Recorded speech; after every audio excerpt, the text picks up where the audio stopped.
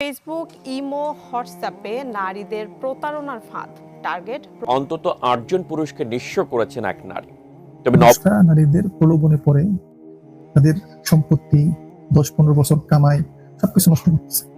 তাহলে আপনি জিনিসটা স্পষ্ট যে একটা পুরুষ কেন এক নারী থাকা অবস্থায় তার অন্য নারীর প্রয়োজন পড়বে, জরুরত পড়বে, এবং এতটাই জরুরত পড়বে যে সে তার সারা জীবনের কামাই এটার পিছনে নষ্ট করে দিচ্ছে। তাহলে বুঝতে হবে যে পুরুষের এই জায়গাটায় দুর্বলতা আছে। এই দুর্বলতা থাকার কারণে আল্লাহ তাআলা পুরুষকে একাধিক বিবাহর অনুমতি দিয়েছে। নবীকুল ইসলাম মাদানীকে নিয়ে গতকাল থেকে খুব সমালোচনা হচ্ছে। একই টাইমে আপনারা দুইটা সমালোচনা করছেন, একটা বৈধ সম্পর্ক, আরেকটা অবৈধ সম্পর্ক। একটা শরীয়ত এবং ইসলামিক সামাজিক দিক থেকেই বৈধ, একটা শরীয়ত এবং ইসলামিক সামাজিক দিক থেকে অবৈধ। একজন দ্বিতীয় বিবাহ করেছে আর আরেকজন একজন মাদ্রাসার শিক্ষার্থীকে ধর্ষণের অভিযোগ উঠেছে। একই টাইমে আপনারা দুইটা সমালোচনা করতেছেন। যখন এই সমালোচনাগুলো করছেন, আমি একই টাইমে আপনাদেরকে কিছু নিউজের হেডলাইন শোনাই, এগুলো আপনার জানা থাকা প্রয়োজন।